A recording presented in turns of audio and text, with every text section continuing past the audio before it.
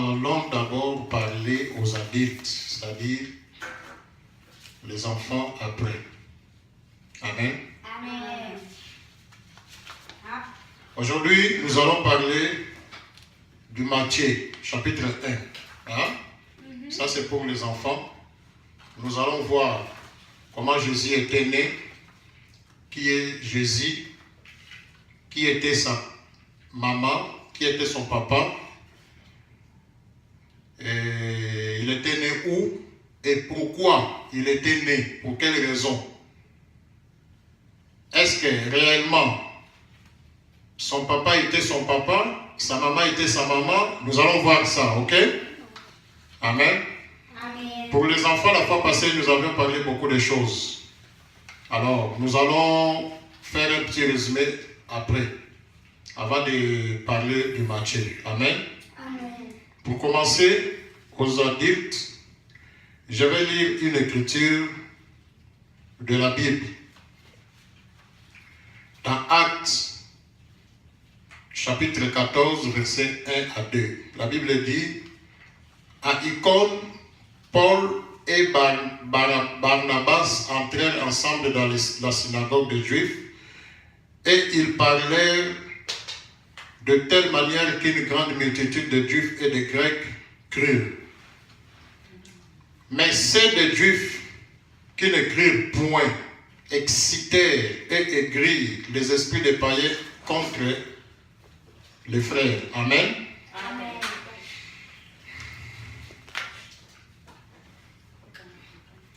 Donc c'est ça. Nous allons parler aujourd'hui de quelque chose qui est très important et ça fait beaucoup de confusion aussi dans le monde du message. Nous allons parler du corps, pardon, de l'âme, le mystère qui est caché dans l'âme. Je ne vais pas entrer en profondeur, mais un petit résumé pour que nous puissions comprendre c'est quoi l'âme au juste. Amen. Amen. En réalité, depuis le commencement, il y a toujours deux choses, pas trois, deux. C'est pourquoi nous avons Caïn, nous avons aussi Abel. Et les deux se combattaient toujours. Ces deux choses-là se combattent toujours. Nous avons Caïn, nous avons Abel. Nous avons Jésus, nous avons Judas. Et les deux se combattaient toujours. Nous avons, pendant les âges des églises, nous avions des églises du diable et des églises de Satan. Et les deux se combattaient toujours. Amen. Amen. Je dis au passé parce que Frère Branham dit que les âges de l'église sont terminés. Tout ce que nous voyons aujourd'hui, ce sont des couragés. Mais en réalité, c'est de l'histoire pour nous. Même quand nous nous réunissons ici, ce n'est pas une église, c'est une fraternité normale. Un royaume des égaux. Il n'y a pas un chef ici. Il n'y a pas un pasteur au-dessus des autres. Oh, c'est moi qui veille sur les âmes de brebis. Non, nous sommes tous égaux. Celui qui veut apporter la parole, il peut venir apporter la parole. N'importe qui. Amen. Donc, durant les âges des églises, nous avions des églises du diable et des églises de Dieu. Amen. Donc, il y a toujours des choses. Nous avons les élus de Dieu, nous avons aussi les fils de perdition. Donc, nous avons des élus, les fils de Dieu, nous avons aussi les fils du diable. Et les deux races se combattent toujours. Amen. Durant les âges, pendant les âges des églises, Frère Branham dit Dieu s'est caché et il s'est révélé dans la simplicité. Quand Dieu s'est caché, il s'est caché pour le fils du diable. Quand il s'est révélé aux enfants de Dieu, aux petits troupeaux, les gens qui veulent apprendre Amen. Amen. Les fils de Dieu, ils sont appelés à croire la vérité. Les fils du diable, ils sont appelés à croire la fausseté. Donc, quand on dit A, les fils du diable entendent B. Quand on dit Z, les fils du diable ils attendent X. Amen. Amen. Donc, ils sont là seulement pour croire à la fausseté. C'est pourquoi, quand tu crois quelque chose, on te montre une citation de la parole. Tu sens dans ton cœur que c'est la vérité. Dieu te convainc que c'est la vérité. Avancez avec ça. Parce que ça m'étonne. Il y a un jour, j'ai parlé à quelqu'un, un frère bien-aimé. Je lui ai montré une citation, il me dit, je vois que c'est ça, c'est vrai. Mais je dois d'abord appeler un frère, quelqu'un, quelque part, pour lui demander si réellement c'est vrai. Alors, ce frère-là, qui est quelque part, il peut être aussi un fils de la perdition. Il n'est pas appelé à croire. Mais toi, peut-être tu es appelé à croire, mais tu veux la confirmation de quelqu'un d'autre. Donc, c'est très dangereux. La confirmation de la parole, c'est le message de l'air. C'est William Marion Branham. Amen. Amen. Nous n'avons pas besoin de consulter quelqu'un pour nous confirmer cette parole. Non. Nous pouvons demander des conseils ou je peux demander à un frère s'il connaît une citation qui parle de ça, ça, ça. Mais pour la confirmation, c'est la parole, c'est le message de l'heure. Quand Branham dit A, c'est A. Quand il dit B, c'est B. Amen. Amen. Comprendre ou ne pas comprendre, nous disons seulement Amen. Donc les fils de perdition, ils sont là seulement pour distraire les gens. Ils sont là pour embrouiller les gens. J'étais encore avec un frère quelque part. Je dis quelque chose, il dit que ça n'existe pas. Je fais sortir la citation. Je lui ai donné, il commence à lire. Il a lu, il a vu que c'est ça. Il commence à raisonner. Après, il m'a dit, je vois que c'est ça, mais je ne crois pas toujours. J'ai vite compris qu'il est de l'autre côté. Parce que les enfants de Dieu, les fils de Dieu, ils sont appelés à croire la parole. Même s'ils ne comprennent pas, ils sont appelés à croire ces messages parce qu'ils sont une partie de cette parole. Amen. Donc, nous avons pas trois. Les fils de perdition. Quand Dieu dit quelque chose, et ils comprennent d'une autre manière. Je vais donner quelques exemples dans la Bible. Quand Jésus était venu, il dit, je suis le pain qui est descendu du ciel. Les fils de perdition, ils ont compris qu'il y a un pain naturel, pain victoire ou pain victoire ou maman poto ou bac à descend ou pain coupé. Donc, ils ont compris qu'il y a un pain naturel qui est descendu. Alors, ils étaient partout dans des boulangeries pour chercher ces pains. Mais en réalité, ce n'était pas le pain naturel, c'était l'homme Jésus qui est venu dans ce monde. Amen. Mais eux, ils comprenaient autre chose. Les enfants de Dieu aussi comprennent autre chose. Le pain qui est descendu du ciel, toutes les boulangeries de ce temps-là étaient remplies de gens pour chercher le pain qui est descendu du ciel. Mais alors que c'était l'homme au milieu d'eux. Amen. Dans Genèse, quand la Bible dit les fruits de l'arbre qui est au milieu, et ils comprennent un fruit naturel, une pomme. Mais en réalité, ce n'était pas une pomme. Amen. C'était la partie intime de la femme. Donc, ils comprennent toujours les contraires. Les contraires. Quand Abraham dit quelque chose, et il comprend d'une autre manière. Donc, c'est toujours comme ça. Amen. Donc, les enfants de Dieu sont appelés à croire la parole. Les enfants du diable, ils sont là seulement pour croire la fausseté. Même s'il fait semblant de croire la vérité, il ne va pas aller jusqu'au bout. Il va renier cette vérité comme Judas. Alors, quand on parle par exemple, on parle de l'épouse et il voit les corps. Il voit ces corps-ci.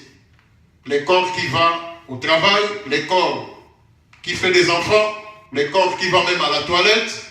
Donc pour eux, c'est ça l'épouse. Mais en réalité, ce corps n'est pas l'épouse. C'est ce que nous allons parler aujourd'hui. Amen. Quand la Bible parle du trône, et il voit une chaise. Donc Dieu, ils sont en train de voir dans leur imagination un Dieu avec des barbes. Il est assis sur une chaise. Donc c'est toujours comme ça. Il croit toujours le contraire. Quand on parle de l'épouse, il voit les corps. Mais en réalité, l'épouse, ce n'est pas ces corps-ci.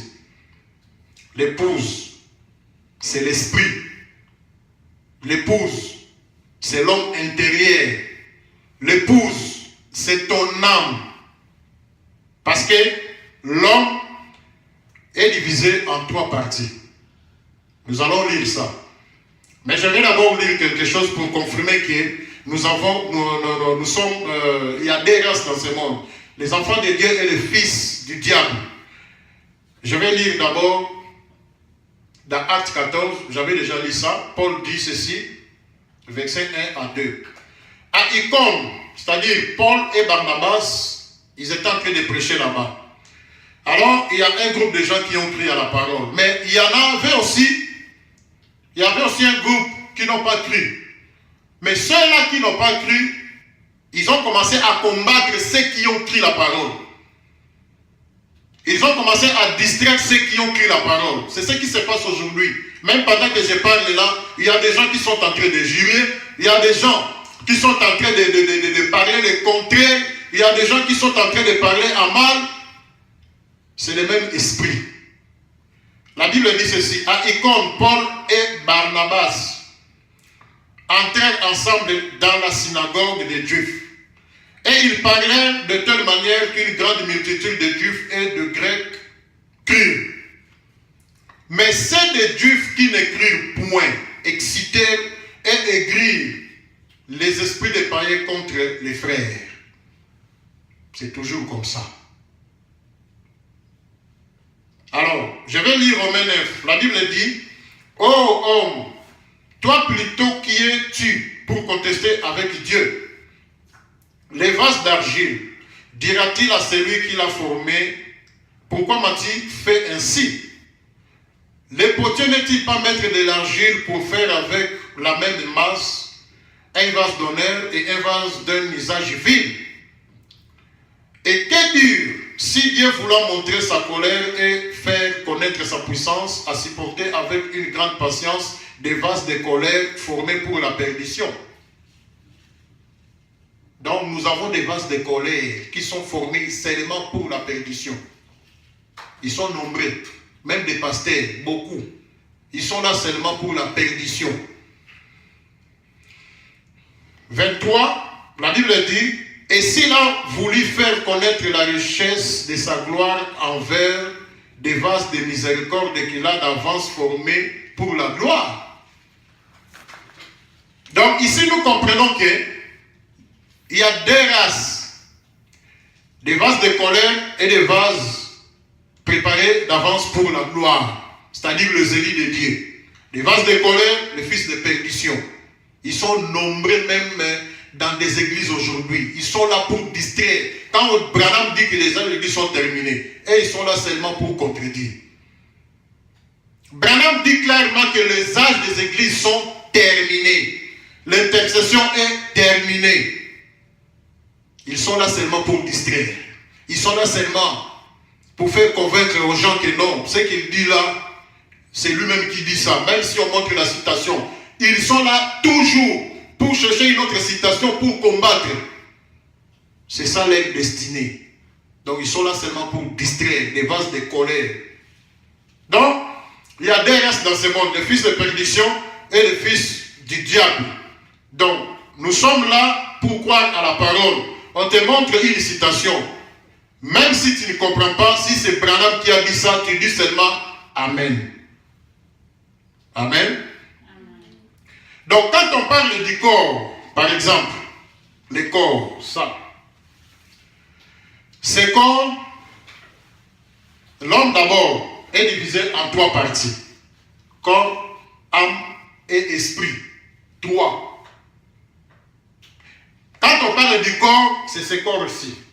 L'homme que vous voyez, ça, c'est le corps. Amen. Amen. Alors, l'esprit, c'est à l'intérieur du corps, et l'âme, c'est à l'intérieur là-bas. Donc, 3 choses, corps, âme et esprit. Maintenant, le corps ici, ce n'est pas moi. Ce corps, Frère Branham dit, c'est la maison qui cache moi. C'est la maison qui me cache. C'est la maison où c'est le manteau qui cache Costa. Donc ton corps, ce n'est pas toi. Nous allons lire ça.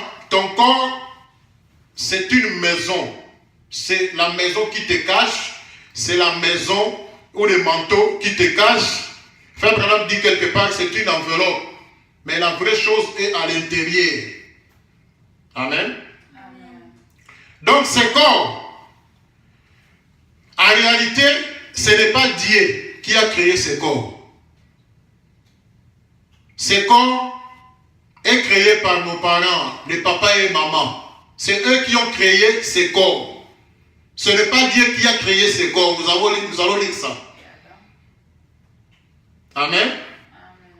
Donc nous tous qui sont venus après Adam, c'est nos papas et nos mamans qui ont créé ces corps. Ce n'est pas Dieu. C'est pourquoi Frère Branham dit que ces corps, c'est Satan. Alors quand les gens disent que quand dans l'enlèvement, nous allons disparaître. Mais si nous allons disparaître, nous allons partir dans l'enlèvement. Donc ce corps aussi part dans l'enlèvement. Donc Satan est enlevé. Parce que ce corps, Frère Branham dit, c'est Satan. Ce corps est né du péché. Frère Branham dit, plus loin, il dit, mon premier ennemi, c'est ce corps.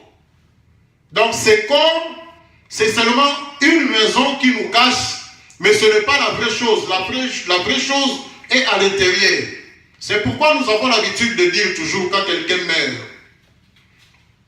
nous disons toujours que son corps va sortir tel jour. Donc lui n'est pas là, mais son corps va sortir tel jour. Quand nous pleurons les corps, nous ne pleurons pas l'homme. Nous pleurons les corps de cet homme-là. Parce que l'homme n'est plus là. J'ai suivi Maman Olani quand il parlait de son mari. Elle dit que Papa Olani a déjà quitté ses corps.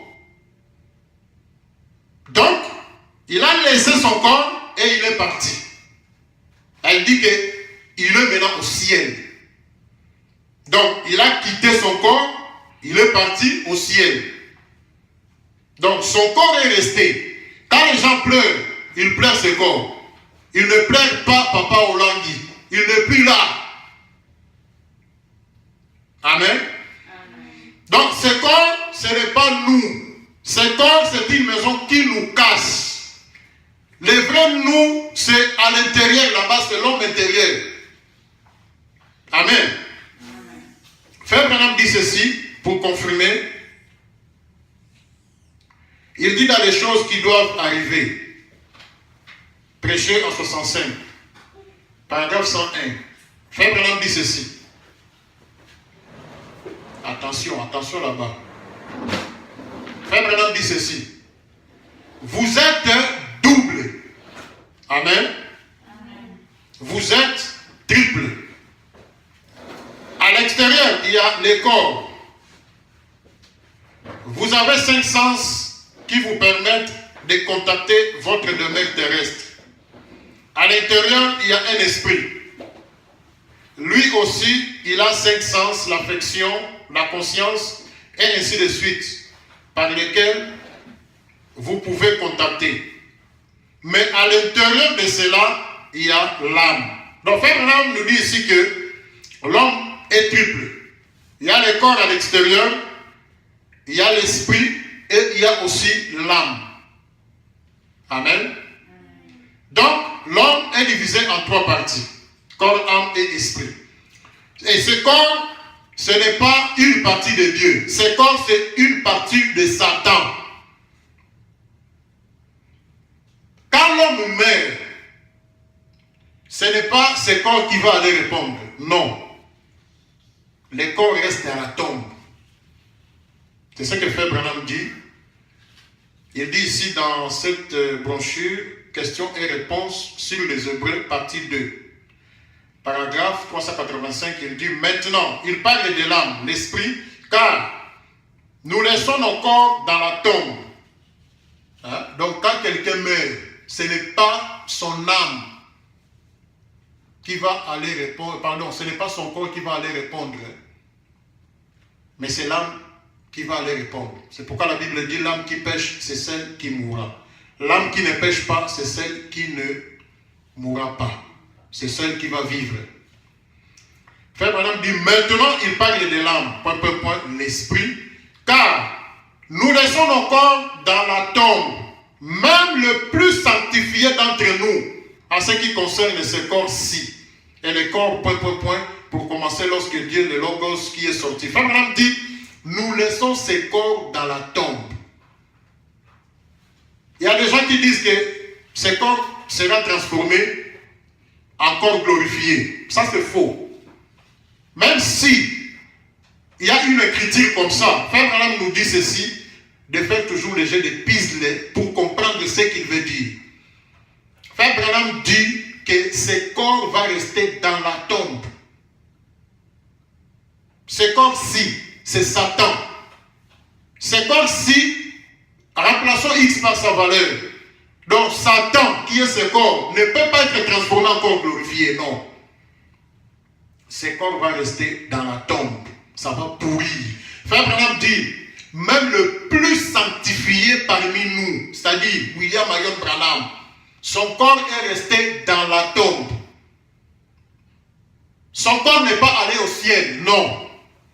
Son corps est resté dans la tombe. Même lors de l'enlèvement, les gens qui pensent que nous serons, nous allons disparaître. C'est vrai. Mais qu'est-ce qui va disparaître? Qui va disparaître? C'est le vrai nous, c'est-à-dire l'âme. Ce n'est pas ce corps. Paul a déjà dit depuis son temps. Il a dit ceci. Je ne sais pas si j'ai ça. Paul a déjà prophétisé sur ça. Il a dit que la chair et le sang ne peuvent pas hériter des royaumes du ciel. Je n'en ai pas ici. Mais je crois que c'est 1 Corinthiens 15. Si je ne me trompe pas. Dans 1 Corinthiens 15, Paul dit, le corps, il dit, la chair et le sang, c'est-à-dire ce corps, ne peut pas hériter les royaumes des cieux. Donc ceux qui pensent que nous allons disparaître dans l'enlèvement, et le corps, et l'âme, et l'esprit vont partir dans l'enlèvement, ils se trompent. Ce corps ne peut pas hériter les royaumes des cieux. Donc, si ce corps ne peut pas hériter les royaumes des cieux, l'esprit aussi ne peut pas hériter. Ce corps, Frère Branham dit, va rester dans la tombe. Nous allons lire une citation claire pour comprendre ça. Amen. Frère Branham dit ceci dans cette brochure, question-réponse sur les Hébreux. Il dit ceci. Frère Branham dit ceci. Paragraphe 835. Question et réponse sur les Hébreux, partie 3. Paragraphe 835. Frère Branham dit ceci. Donc, vous devez avoir une certaine intensité de lumière pour protéger une ombre. Et c'est comme ça que la chose est ici. Nous sommes à la fois naturels et surnaturels. Ce corps est sujet à la mort. Et il est venu par une femme. Pas du néant, mais à travers ... pas par Dieu. Amen. C'est ce que je disais, que Dieu n'a pas créé ce corps. Ce corps ne vient pas de Dieu, mais ce corps vient par nos parents. Ils étaient quelque part, ils ont fermé la lumière pour créer ce corps. Amen. Amen. Alors, Frère Branham dit, pas par Dieu, ce corps ne vient pas de Dieu. Vous êtes une reproduction d'Adam et Ève. Que vous soyez noir, blanc ou quoi que vous soyez, vous êtes un produit, une progéniture d'Adam et Ève. Cela fait que votre corps est né dans le péché. Amen. Formé dans l'iniquité. Distraction, hein? Amen. Amen. Je répète. Vous êtes une reproduction d'Adam et Ève. Cela fait que votre corps est né dans le péché. Formé dans l'iniquité. Donc ce corps est formé dans l'iniquité. Venu au monde en professant des mensonges. Vous êtes maudits. Quand Frère Branham dit vous êtes maudits, ce n'est pas le vrai vous. C'est le corps qui est maudit. Donc ce corps est maudit. Dès avant la fondation de ce monde, ce corps est maudit. Frère Branham continue, il dit, ce corps est condamné dès le début de votre vie. Donc quand tu es né là, même si tu n'as pas de péché, ce corps est déjà condamné. Il continue, il dit, sans même il n'y a aucune chance. Donc il n'y a aucune chance pour ce corps. Mais il y a des gens qui veulent donner une chance à ce corps. Oh non, nous allons disparaître. Et le corps, et l'esprit, et l'âme. Non. Frère Branham dit, il n'y a aucune chance. Il n'y en a pas.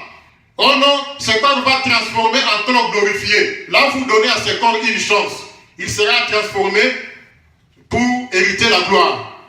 Frère Branham dit, il n'y a aucune chance. Il continue, paragraphe 838. Ainsi, cela fait, ... Vous êtes venus au monde, point. Vous êtes venus de façon naturelle et votre être tout entier est noir. Votre être tout entier est noir. Sale, damné, maudit. Et il se dirige vers l'enfer. Vous voyez la fin de ce corps. Frère Branham a dit, c'est vrai. Donc la fin de ce corps, c'est l'enfer. Donc ce corps, tu ne peux pas lui donner une chance pour qu'il puisse hériter le royaume. Ce corps se dirige vers l'enfer. Tu peux embellir ce corps comme tu veux. Tu peux dandiner dans la rue comme ça comme tu veux. Ce corps se dirige vers l'enfer. Tu peux prendre soin de ce corps comme tu veux, mais la fin de ce corps, c'est l'enfer, c'est la tombe. Il n'y a aucune chance pour ce corps. Et Dieu n'a pas besoin de ce corps. Il n'en a pas besoin. C'est pourquoi, dans Actes des Apôtres, nous voyons Étienne par exemple. La Bible dit que c'était un homme pieux. Mais, quand on le lapidait, Dieu regardait. Parce qu'il n'a pas besoin de son corps. Il avait besoin de son âme. Dieu regardait comment on lapidait le corps. Mais en réalité, Dieu sait qu'on ne lapide pas Étienne. On lapide la maison qui cache Étienne. C'est pourquoi il n'a pas intervenu. Il est là, il regardait. Et Étienne a aussi vu Jésus. Il a crié, je le vois. Jésus, le Fils de l'homme. Mais Jésus était là en train de regarder. Donc par là, nous allons dire que Dieu avait abandonné son enfant. Non. Parce qu'on lapidait le corps. La maison qui cachait Étienne. Mais on ne lapidait pas Étienne. Aujourd'hui, tu peux mourir n'importe comment. On peut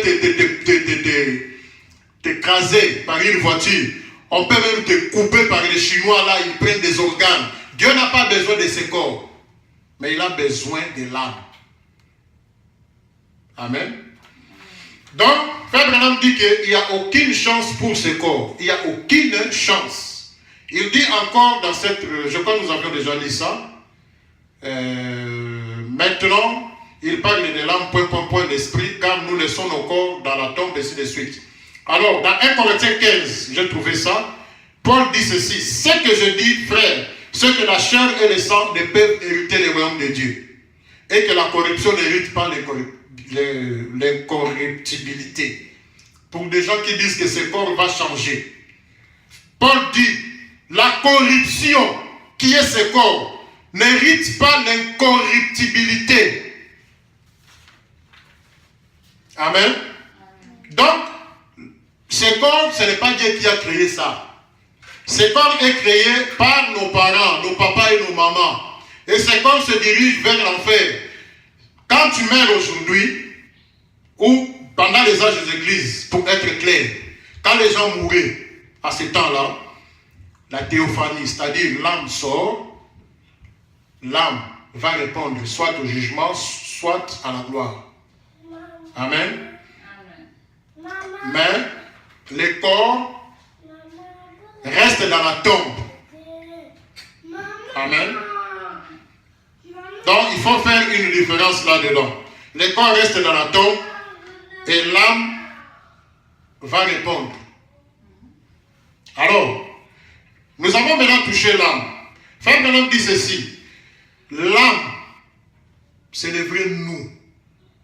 Quand on parle de Costa, on parle de Rouge-Gorge, on parle de José. Ce que vous voyez là, ce n'est pas moi. C'est la maison qui me cache. Va le servir. Amen. Donc, c'est la maison qui me cache, mais ce n'est pas moi. La vraie chose, c'est à l'intérieur. Le vrai moi, c'est l'âme, c'est ma théophanie. Et la théophanie, c'est ça l'âme. L'âme, c'est ça la théophanie. Frère Branham a confirmé ça quelque part. Je préfère lire ça avant de continuer. Il dit ceci dans cette brochure, Hébreux chapitre 2, 3, paragraphe 279, il dit: maintenant, quand l'homme était dans cette forme de corps, il avait le contrôle sur tous les poissons et les oiseaux. Je vais sauter pour gagner le temps. Vers la fin, il dit: mais la différence entre un animal et un homme est que Dieu a mis une âme dans l'homme, mais il n'en a pas mis dans un animal. En effet, l'âme qui était dans l'homme, c'est cette théophanie. Amen. Le frère Branham confirme que l'âme, c'est ça la théophanie. Quand tu meurs aujourd'hui, ton âme sort. C'est-à-dire, ta théophanie quitte ce corps. Elle va répondre. Donc, ton âme va répondre. Le corps reste. Alors, d'où vient cette âme? L'âme, comme nous venons de dire, c'est le véritable toi. C'est le véritable moi. C'est pourquoi Frère Branham avait l'habitude de dire que personne ne m'a jamais vu.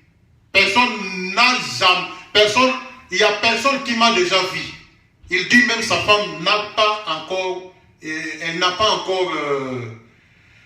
Elle m'a pas encore vu. Donc personne ne m'a encore vu. En Branham Tabernacle, les gens étaient là en train de se regarder. Mais nous voyons c'est toi Branham qui est là. Mais Branham dit personne ne m'a encore vu. Les gens en réalité ils voyaient le corps. Mais ils n'ont pas encore vu Branham. Les gens qui se réjouissent. J'étais avec William Branham. J'étais ami de Frère Branham. J'étais avec Frère Branham. J'ai grandi avec Frère Branham. C'est vrai. Mais ils ont grandi avec les corps de Frère Branham, avec la maison de Frère Branham. Le véritable Branham, personne l'a encore vu. Pour voir William Branham, il faut mourir. Il faut être dans la même dimension qu'il est. Là, tu le verras. Mais personne n'a encore vu Branham. Personne m'a encore vu.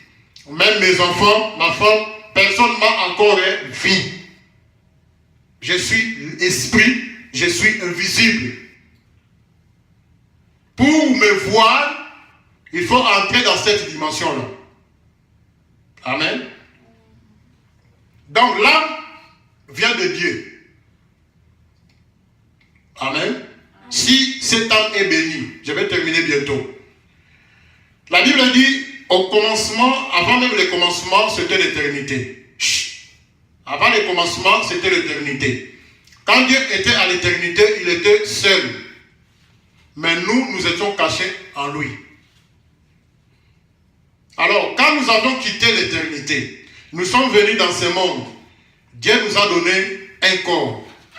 C'est-à-dire ce corps que nous avons. Dieu a permis que nous puissions avoir ce corps. Alors, quand nous avons reçu ce corps, nous allons parler de ça peut-être prochainement, mais je vais faire un petit résumé seulement. Quand nous avons reçu ce corps, nous sommes venus dans le monde nous étions dans des bars, nous étions derrière des jupons, nous faisons tout, nous buvons. Mais en réalité, ce n'est pas l'âme qui faisait toutes ces choses-là. Parce que l'âme est cachée, l'âme est bénie, l'âme c'est une partie de Dieu. Et Frère Branham va plus loin, il dit, je vais lire cette citation prochainement, il dit que quand Adam était péché, il a péché dans son corps.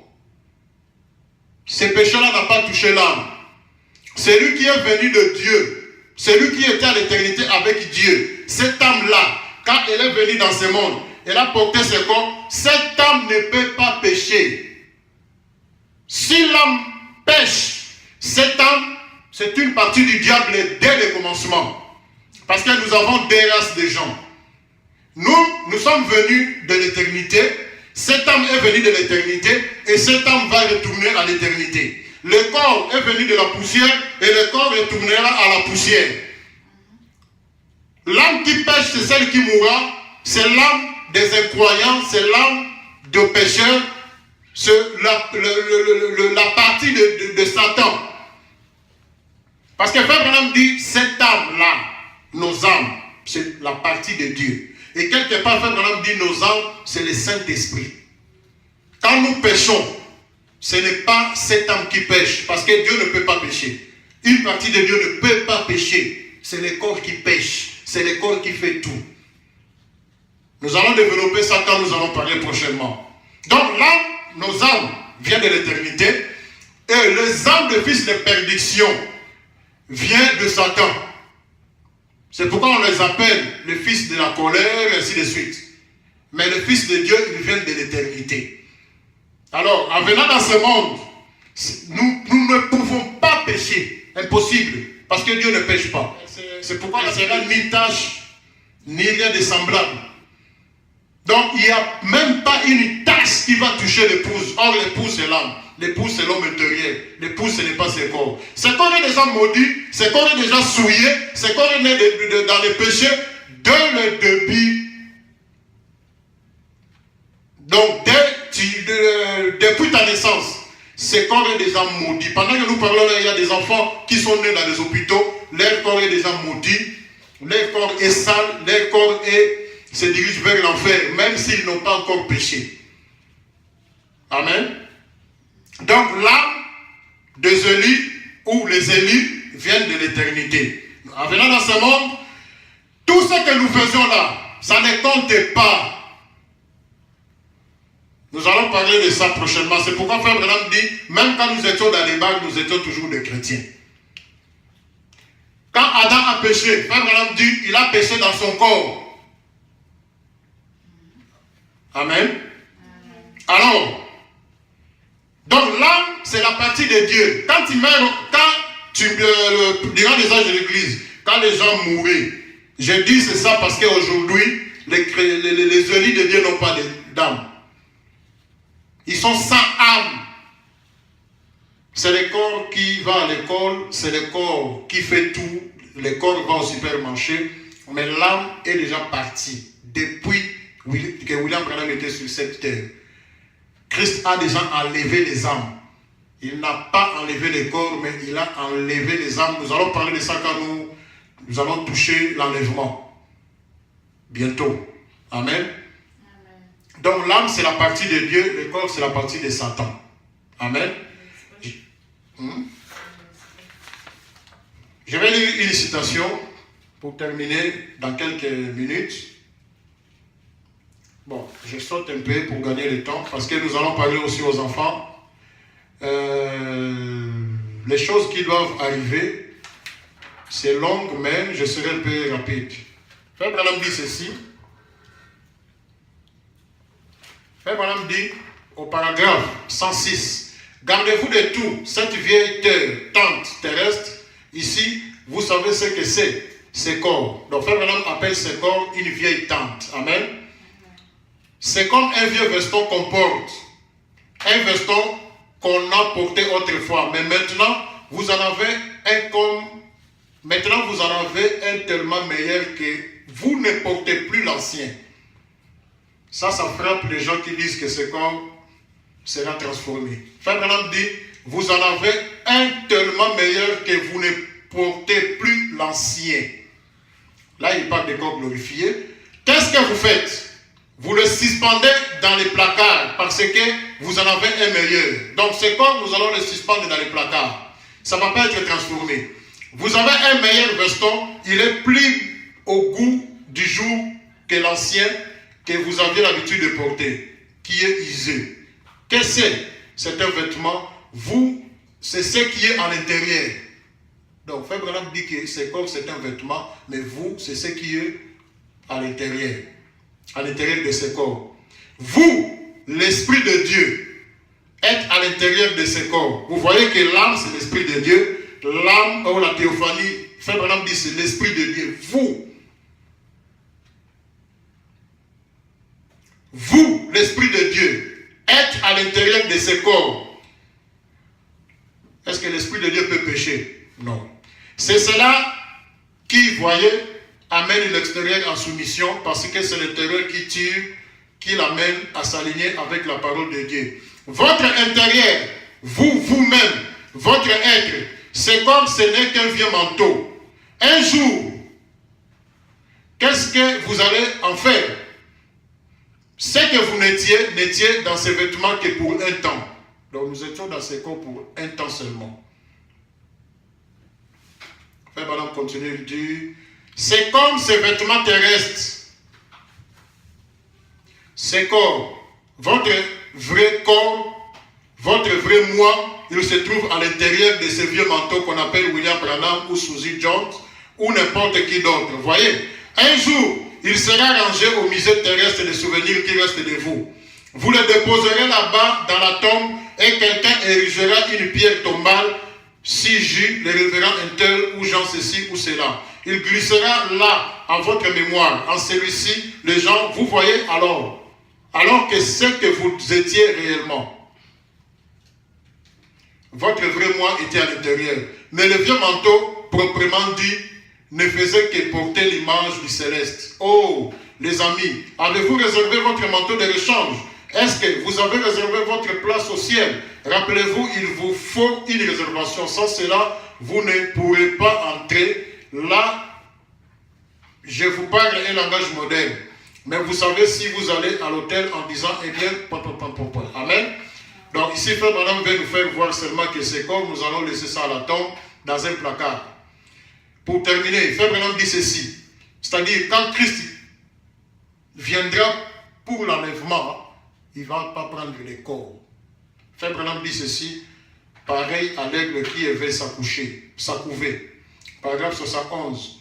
D'accord. Maintenant, nous pouvons prier pour les gens. Dieu peut appeler. Or, la Bible déclare qu'il est le même hier, aujourd'hui, éternellement.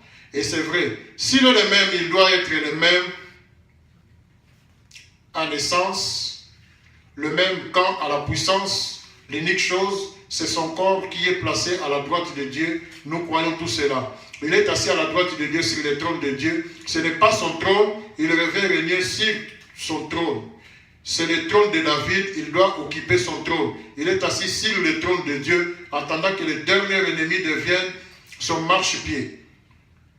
Il reviendra un jour prendre des précieuses âmes avec lui pour les revêtir de l'immortalité, vivre dans un corps glorifié, vivre dans les milléniums et alors être à jamais avec lui. Amen.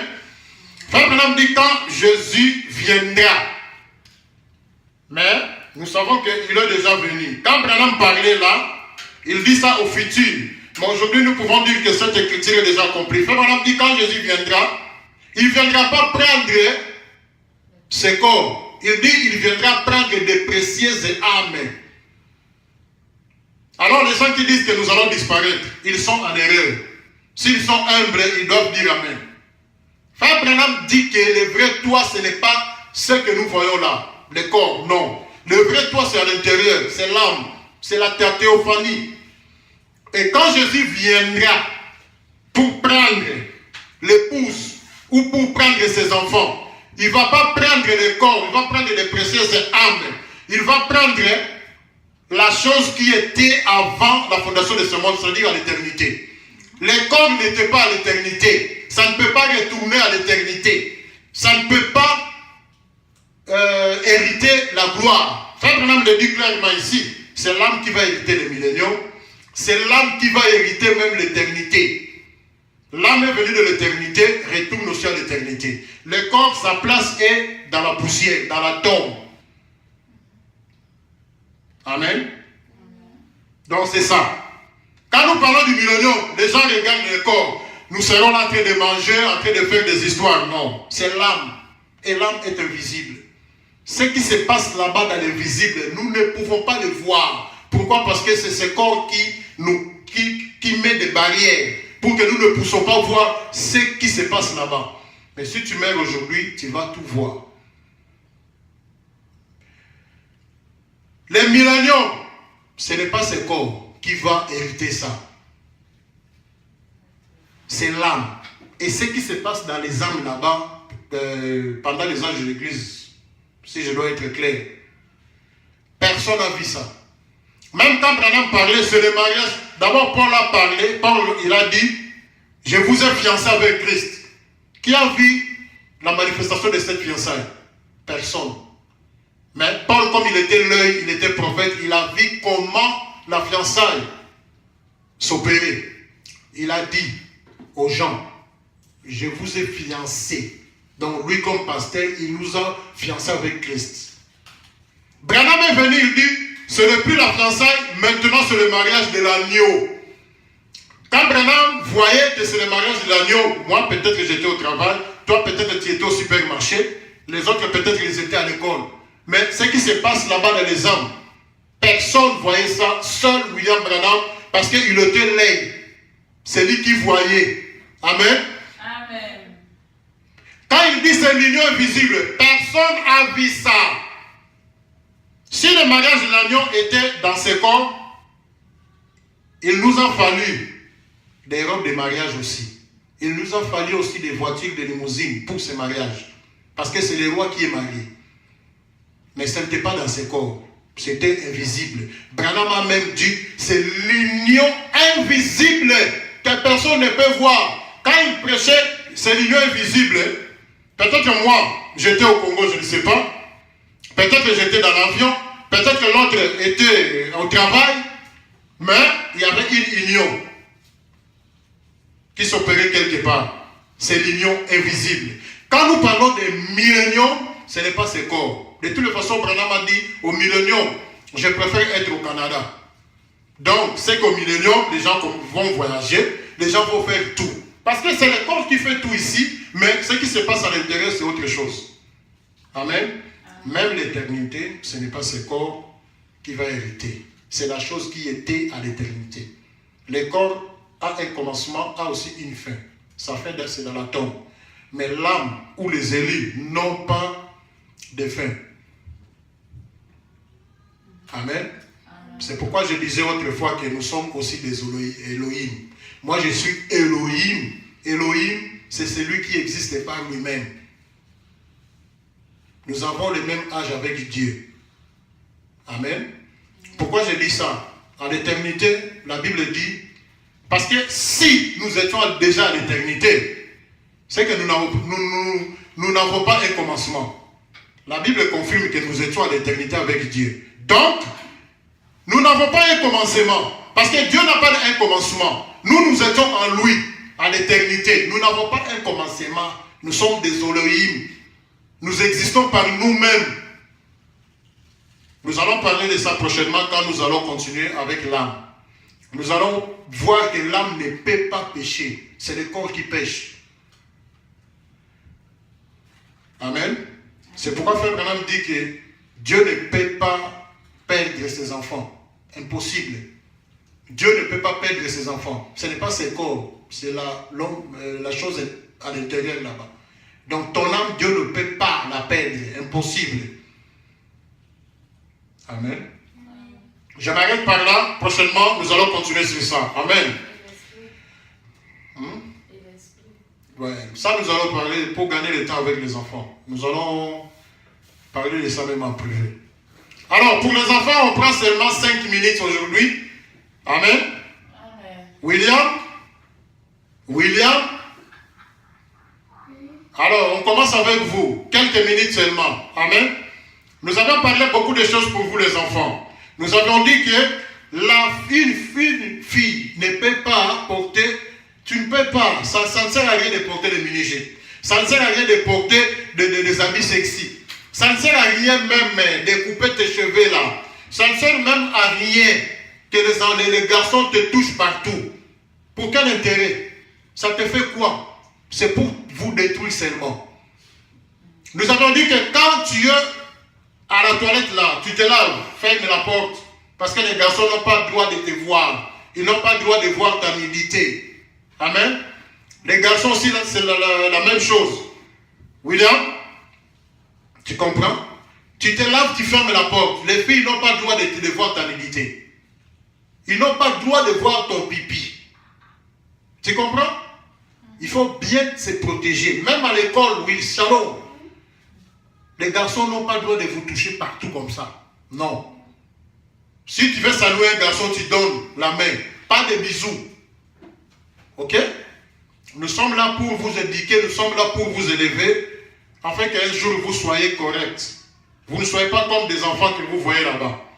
Des rouges à lèvres, ainsi de suite. Ça ne sert à rien. La Bible dit tout m'est permis, mais tout n'est pas utile. La Bible dit tout m'est permis, mais tout n'est pas utile. Tu es à l'internet ou à la télé, tu regardes de bonnes choses. Même si papa et maman ne sont pas là, regarde des bonnes choses à l'internet, à l'ordinateur là. Ok? Quand vous regardez de mauvaises choses, vous êtes en train de vous détruire vous-même. Nous sommes là seulement pour vous montrer des avantages, l'avantage et des avantages. Nous sommes là seulement pour vous montrer la chose correcte et la chose incorrecte. Afin qu'un jour, vous soyez aussi correct. Ok? Quand papa dit quelque chose, ne dis pas non. C'est pour votre bien. Maman, quand il dit quelque chose, ne dis pas non.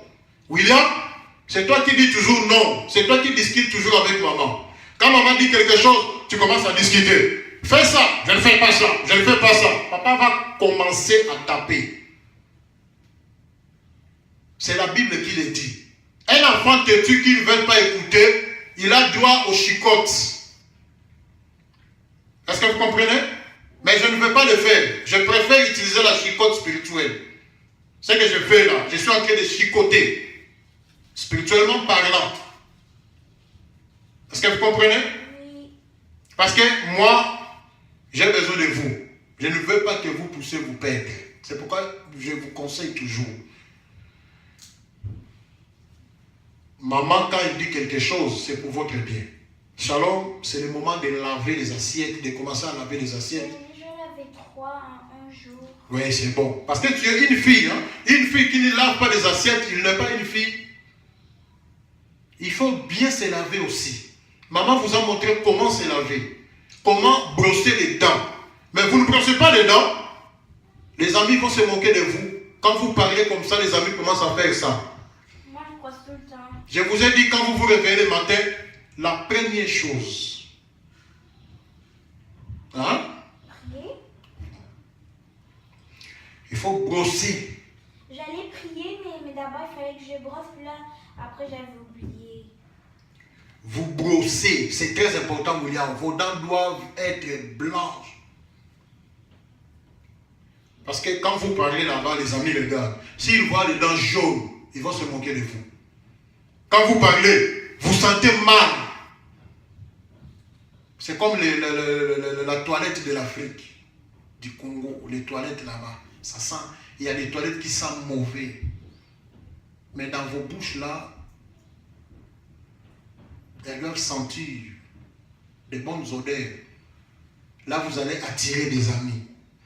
Mais quand vous parlez, ça sent mauvais, les amis vont se retirer de vous, ils vont commencer à se moquer de vous.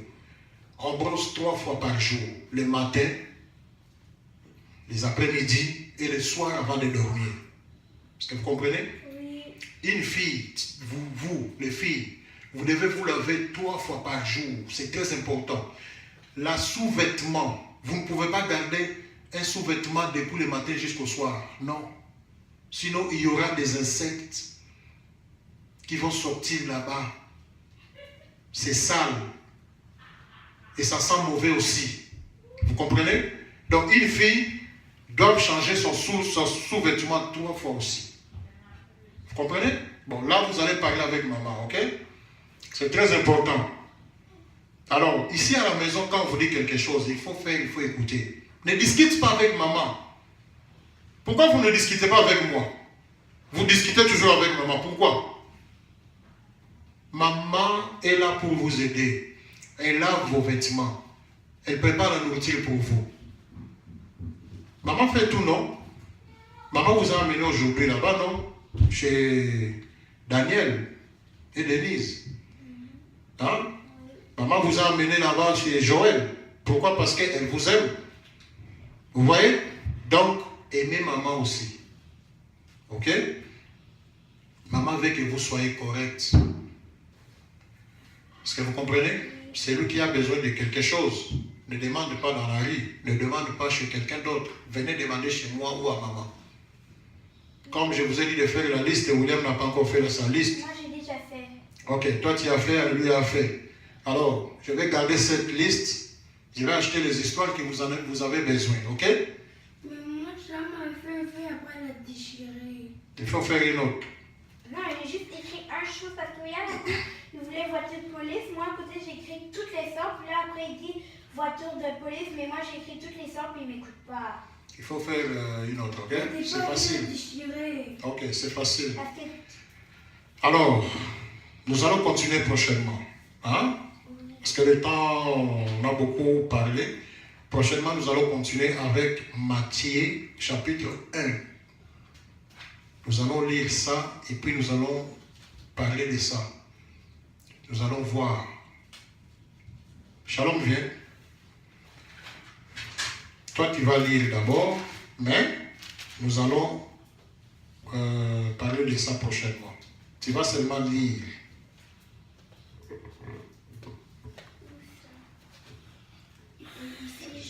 jusqu'à là, jusqu'à Christ. Oui, ici c'est quoi? C'est Matthieu. Matthieu 1, Chapitre 1. Matthieu chapitre 1, juste verset Verset 1. verset 1 Jusqu'à jusqu'à verset 17. 17. Vas-y. Matthieu 1, chapitre 1, jusqu'à verset 1, jusqu'à chapitre 17. Non. Ça c'est chapitre, tu vois? Donc Matthieu, chapitre 1, verset 2, 1 1, jusqu'au verset 17. Voilà. Matthieu chapitre 1, verset 1 jusqu'à 17. Voilà. Généalogie de Jésus-Christ, fils de David, fils d'Abraham. Abraham engranda Isaac. Isaac engendra Jacob. Jacob engendra Judas et ses frères. Judas engendra Tamar, Phar et Zara. Phares engendra Esrom engendra Aram. Aram engendra Aminadab. Aminadab engendra Nasson. Nasson engendra Salmon. Salmon engendra Boaz de Rab.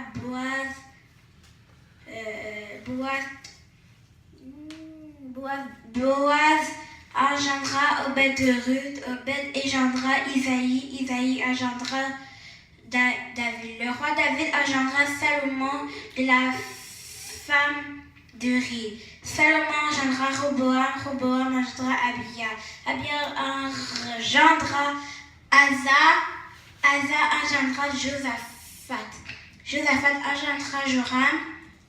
Joram engendra Oasias. Oasias engendra Joatam. Engendra Achaj. Achaj engendra Ézéchias. Ézéchias engendra Manassé. Manassé engendra Amon. Amon engendra Josias. Josias engendra Jéchonias et ses frères au temps de la déportation à Babylone. Babylone. de Babylone. Ok. Après la déportation à Babylone, Jéchonia engendra Salatiel. Salatiel engendra Zorobabel. Zorobabel engendra Abiud. Abiud engendra Eliakim. Eliakim engendra Azor. Azor engendra Sadoc. Sadoc engendra Hachim. Hachim engendra Eliud. Eliud engendra Éléazar. Éléazar engendra Matthan. Matthan engendra Jacob. Jacob engendra Joseph, l'époux de Marie, de laquelle est né Jésus, qui est appelé Christ. Il y a donc en tout 14 générations depuis Abraham jusqu'à David, 14 générations depuis David jusqu'à la déportation à Babylone et 14 générations depuis la déportation à Babylone jusqu'au Christ. Amen. C'était difficile, mais c'est bon. Tu vois? Donc ça, c'est la généalogie de Jésus-Christ. Tu vois, Jésus est sorti juste à la fin ici. Donc les gens qui étaient avant Jésus jusqu'à Jésus. C'est comme moi. J'ai aussi des gens qui étaient avant moi. Il y avait beaucoup d'étapes pour arriver à moi. Oh, si tu comprends? Donc c'est ça. La prochaine fois, nous allons parler de la naissance de Jésus-Christ. Nous allons voir comment Jésus était né. C'est pas long. Nous allons parler de ça, ok? Ok? On est à la ville. On répond, on est à la ville. On est à la ville? On est à la ville. Amen.